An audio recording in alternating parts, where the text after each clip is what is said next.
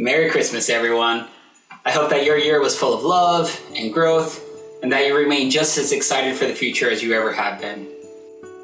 My primary goal this year has been to improve my ability to see and express gratitude for the hand of God. I'm happy to report that I have both felt His presence and seen His influence in all aspects of my life.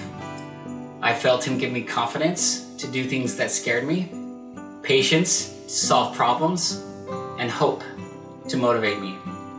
I've seen Him remove barriers so that I could accomplish my goals. I've seen Him soften my heart so that I can improve my relationships. And I've seen Him open doors in both my career and recreational journeys. I've also heard His voice. I've heard Him answer questions. I've heard Him commend me for my attempts to do good. And I've heard Him invite me to do better and to be better. And time again, I have felt His love, giving me the courage to live as I know He wants me to live. So my message this year is simple. Look to God and live. After generations of captivity in Egypt, the people of Israel found relief from their trials again and again as they slowly learned to look to God. When Moses asked them to cover their doors with blood, they did, and the destroying angel passed over them.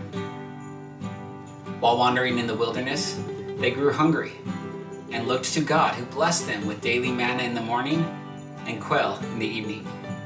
When they grew thirsty, they looked to God again, and Moses smote a rock with his staff, and water rushed out, quenching their thirst.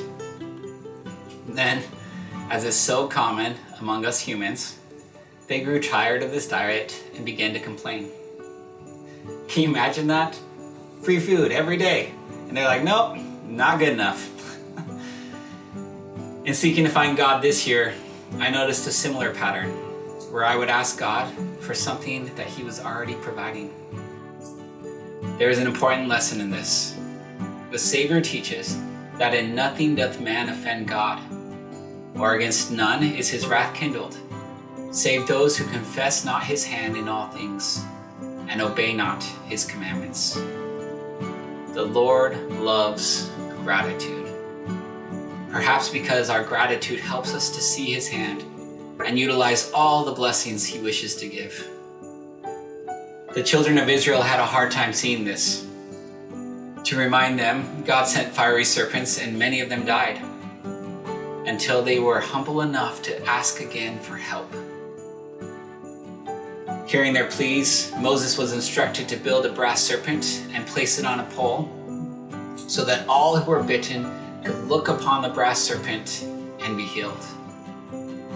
Because of unbelief and the seeming simplicity of the requirements, many chose not to look and did not live.